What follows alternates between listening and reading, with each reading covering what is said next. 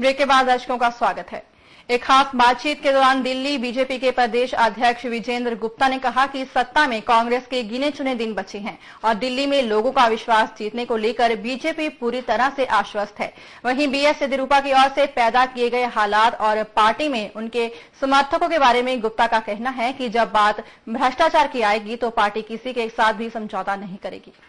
कर्नाटक में जारी घमासान बीजेपी के लिए चिंता का सबब बना हुआ है और 13 विधायकों के इस्तीफे देने के बाद राज्य की जगदीश शेट्टार सरकार के लिए समस्या खड़ी हो गई है और हो सकता है कि उसे विधानसभा के पटल पर बहुमत भी साबित करना पड़े। वहीं पूरे मुद्दे पर विजेंद्र गुप्ता का कहना है कि बीजेपी येदियुरप्पा के मामले में कोई समझौता नहीं करेगी क्योंकि वो भ्रष्टाचार के खिलाफ संघर्ष जारी रखने के लिए दृढ़ संकल्प है। जहाँ तक बात आपने की कर्नाटका की और झारखंड की, वहाँ की जो भी परिस्थितियां हैं, उन परिस्थितियों के बावजूद मैं ये बड़े विश्वास के साथ कह सकता हूँ कि क्योंकि लोग भारतीय जनता पार्टी में अपना विश्वास व्यक्त करने के लिए तत्परता से आगे आ रहे हैं और जो भी सरकमस्टांसेस कर्नाटका में विकसित हुए वो चूंकि हमने परिस्थितियों से समझौता नहीं किया, हमने जो पूर्व मुख्यमंत्री हैं उनके मामलों में कोई समझौता नहीं किया और चूंकि भ्रष्टाचार के खिलाफ सरकार भारतीय जनता पार्टी पूरी तरह से संकल्पबद्ध है। वहीं दिल्ली विधानसभा चुनाव के बारे में गुप्ता का कहना है कि आम आदमी का दिल्ली की कांग्रेस सरकार से मुंह भंग हो गया है और लोग इस बार बदलाव चाह रहे हैं। देखिए, इस समय कांग्रेस लोगों के मन से उतर चुकी है, लोग उनका असली चेहरा पहचान चुके हैं और लोग अब सिर्फ समय का इंतजार कर रहे हैं।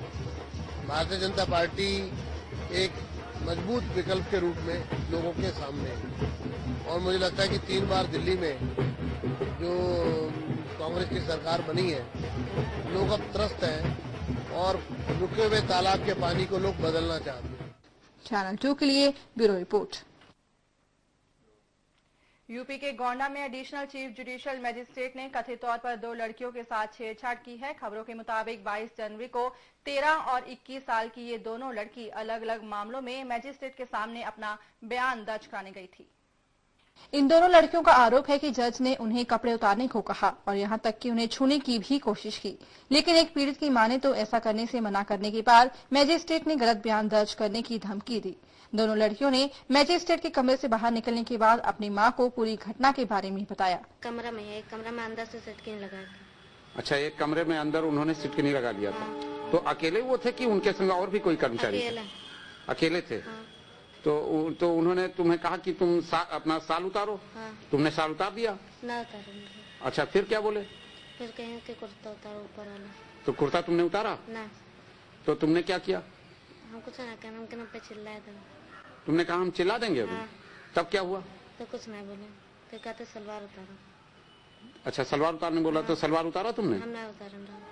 तो वो जब तुमने उतारा नहीं तो उन्होंने तुमसे कुछ कहा कि उतारोगी नहीं तो ये करेंगे या वो करेंगे? ना उतारो तो गलत में लिख देवे बयान।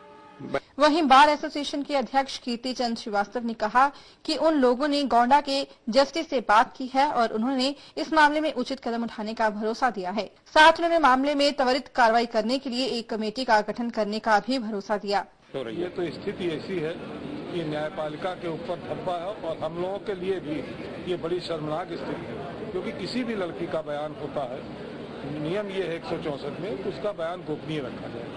इसका ये मतलब नहीं कि उसके साथ दुर्व्यवहार किया जाए या उसके साथ बदतमीजी किया जाए। अगर न्यायिक अधिकारी महोदय ने ऐसा किया तो जाहिर है कि ये बहुत ही निंदनीय विषय है और इसके संबंध में जो भी उचित कार्रवाई नियमानुसार वो उनके विरुद्ध होनी चाहिए। वहीं एसपी नवनीत राणा के मुताबिक उन्होंने मामले के बारे में उच्च अधिकारियों को जानकारी दे दी है और वे उनके आदेश के मुताबिक काम करेंगे। 2 महिलाएं जो अलग अलग मुकदमों में माननीय न्यायालय एसीजे प्रथम में अपना बयान अंकित कराने गई थी, उनके द्वारा इस आशय की शिकायत की गई कि उनके साथ अश्लील व्यवहार किया गया। ये सूचना पुलिस अधिकारी के नाते मैंने अपने माननीय जनपद न्यायाधीश को दे दी और अब इसमें जांच होगी या जो भी अग्रिम विधिक कार्रवाई होगी वो मुझे जो आदेश में निर्देश प्राप्त होंगे उसके अनुसार ही। चैनल 2 के लिए गोंडा से ब्यूरो रिपोर्ट। हमेशा केंद्र सरकार की खिंचाई करने वाले उत्तर प्रदेश के मंत्री आजम खान ने हिंदू आतंकवाद पर विवादित बयान देने वाले गृह मंत्री सुशील कुमार शिंदे का बचाव किया है। उन्होंने कहा कि अगर सलमान रुश्दी और तस्लीमा नसरीन जैसे लेखकों को अभिव्यक्ति की स्वतंत्रता प्राप्त है तो फिर शिंदे के पास क्यों नहीं। शिंदे की ओर से बीजेपी और आरएसएस पर आतंकी कैंप चलाने का आरोप लगाने के बाद बीजेपी और सत्ताधारी पार्टी के बीच विवाद गहरा गए हैं। ऐसे में आजम खान की ओर से शिंदे का बचाव करने से राजनीतिक गलियारे में सरगर्मी तेज हो गई है। जब सलमान रुश्दी इस्लाम को गाली देता है, आप कहते हैं राइट टू स्पीच है, तो इसमें आप राइट टू स्पीच क्यों नहीं देते गृह मंत्री को? बस सलमान रुश्दी को ही देंगे, तस्लीमा को ही देंगे। राइट ऑफ एक्सप्रेशन और राइट टू स्पीच अगर सलमान रुश्दी और तस्लीमा को मिल सकता है, और इसलिए जायज कहा जाता है क्योंकि वो इस्लाम के खिलाफ कहती है, तो देश के गृह मंत्री को भी कुछ कहने का हक होना चाहिए। वहीं बीजेपी ने शिंदे के बयान के खिलाफ देश भर में विरोध प्रदर्शन करते हुए उनसे इस्तीफे की मांग की है। हालांकि आजम खान ने गृह मंत्री के बयान का समर्थन किया, लेकिन वो इस पूरे मामले से दूरी बनाते दिखे।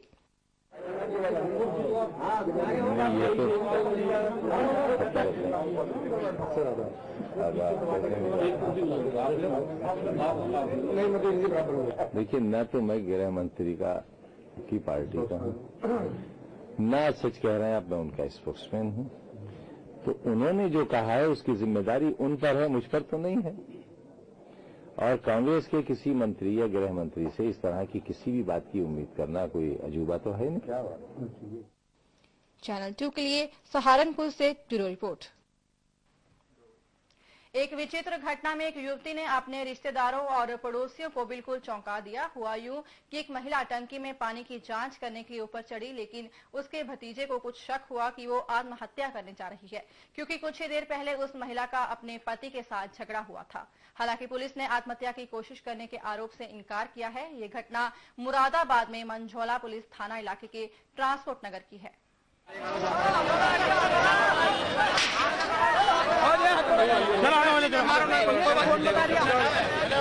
कोई बिना गया तो क्यों जोड़े दो? चलो लेके चलो।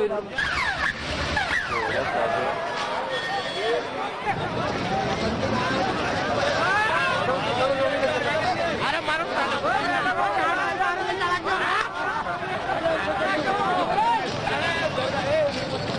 अरे ऊपर क्यों चढ़ी थी टंकी पे?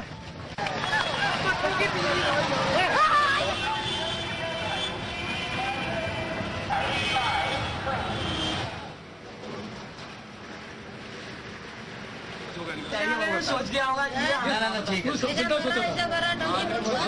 हाँ, दूर से बच्ची लग रही है ना, दोनों ऐसा लग रहा है। ये महिला है और इसी एक बच्ची है, ये वहाँ पानी भरती है टंकी का, और इसके पास में था नहीं, वहाँ ना होने पर ये स्वयं ही पानी भरा नहीं भरा, क्या हुआ देखने गई थी ऊपर। इसका भतीजा दूर खड़ा था, उन्हें ये समझा कि मेरी जो ये बुआ है ये मरने जा रही है या कि कुछ करने जा रही है कोई कारनामा, तब उसके पीछे भाग लिया और जाकर उसका हाथ पकड़ लिया किसी ने। इनकी चूंकि नेपाली ये सब नेपाली कलर रहने वाले, तब बल्कि सोचते थे लड़के लगा, समाज जनता समझा कि ये लोग शायद इस ऊपर के लड़के लगा साथ हैं, और उन्हें लड़के के कूदने के चक्कर में जाने के चक्कर कुछ हो गया। जूनागढ़ के किसानों के चेहरे इन दिनों खिले हुए हैं। दरअसल नई तकनीक के इस्तेमाल से इनकी बम्पर फसल हुई है। नई तकनीक को ग्रीन हाउस तकनीक के नाम से जाना जाता है और एक विशेष जाल के इस्तेमाल से बेहतर फसल ली जा सकती है। आज के आधुनिक युग में जहां तकनीक का बोलबाला है, वहीं जूनागढ़ के किसानों ने भी नई तकनीक का इस्तेमाल कर खेती के तरीकों को बदल दिया है। खेतों में ग्रीन हाउस नेट के इस्तेमाल से न सिर्फ फसल की पैदावार बढ़ी है, बल्कि फसलों की गुणवत्ता भी बेहतर हुई है।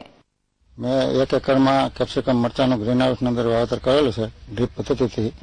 એની મરચી અત્યારે 3.5 મહિનાની થઈ છે। 3.5 મહિનાની અંદર 4.5 ફૂટનો ગ્રોથ છે, ઊંચાઈ એટલી છે। એની અંદર વીણીમાં ઉતારવામાં મરચા 320 ગ્રામ।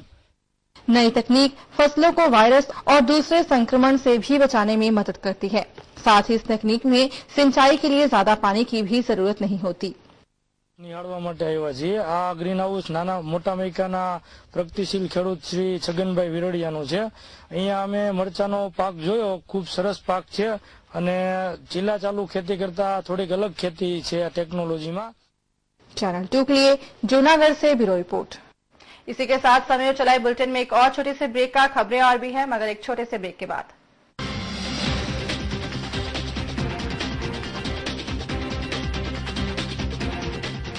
जॉली सनसेक्स गोल्ड कैप्सूल और तेल, कमजोरी छू मंतर, 100% आयुर्वेदिक, सफेद मूसली, शिलाजीत और केसर युक्त बेहतर फॉर्मूला। जॉली सनसेक्स गोल्ड कैप्सूल और तेल, क्योंकि क्वालिटी है सबसे जरूरी। पुरुषों के लिए बेहद उपयोगी, हर मेडिकल स्टोर पर उपलब्ध।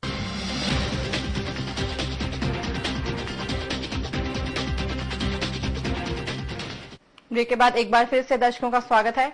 मुंबई के माहिम स्थित नाया नगर झुग्गी बस्ती में आग लगने से 6 लोगों की जान चली गई, जबकि करीब 3000 लोग बेघर हो गए। हालांकि आग पर काबू पा लिया गया है, लेकिन आग लगने के कारणों का पता नहीं चल पाया है।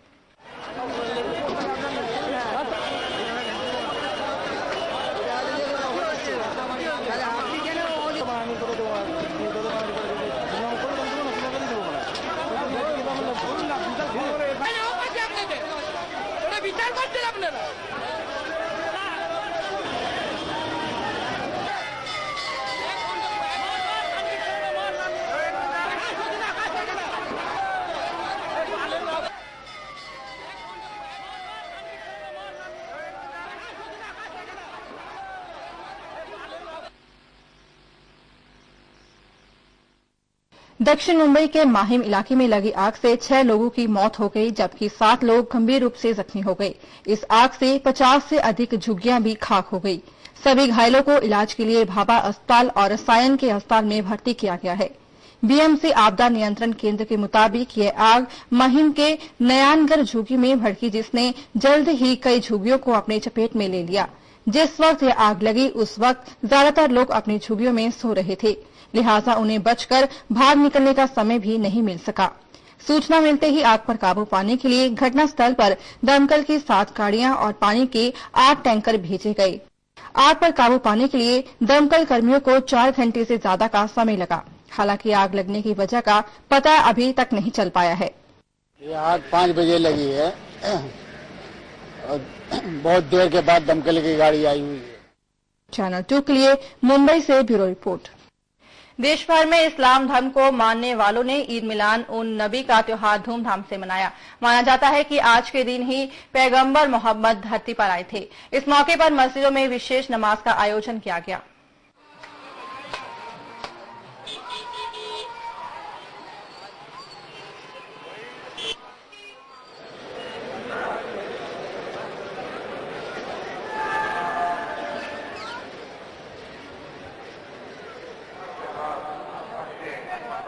इस दिन का बुनियादी मकसद ये है कि इस दिन हम लोग सब एक जगह पर जमा होकर के जो पैगंबर इस्लाम की तालीमात हैं उसको नौजवानों तक और दूसरे हजरात तक पहुंचाएं, जिससे कि इस्लाम का जो पैगाम अमन है वो आम हो सके। तो इस बुलेटिन में फिलहाल इतना ही। अब मुझे दीजिए इजाजत और आप देखते रहिए चैनल 2।